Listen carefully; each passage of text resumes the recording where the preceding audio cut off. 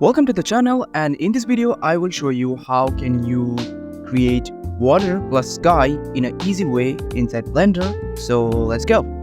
Inside Blender, just create a scenario, general, and you know the drill. Delete everything on the basic cube and everything. So create a plane, like a big ass plane, but apply a modifier, and we will apply ocean modifier. So basically this is your water. Just play with the settings, everything that you want, the waves, if you want like larger waves or something like that, just go along with it, like waves, acoustic, something like that. And if you have the Blender Kit add-on installed inside your Blender, it's gonna be much easier for you. On there, on the material, just search for ocean and drag and drop. That's it. And after that, just dragging your objects like to fill the scene. For me, I just inserted a boat and like a random model, like a dude that seemed like he's hanging on, chill, kind of like that. Enlarge the model.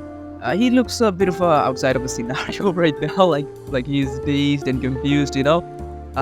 Just place somewhere else that looks good. So after that, now I'm gonna apply an HDRI. This is gonna be just for the lighting. So on the environment texture, input that, but go inside the cycles, and inside cycles you will find like inside the film section, just ignore this stupid kind of section where I was dazed and confused too, and I had to actually find again that I completely missed it. So on the film section, click the transparent, that's it. After that, add another plane. So this is gonna be our sky texture. I don't wanna input like sky texture or something like that. That's gonna take a lot of GPU if you don't have the power.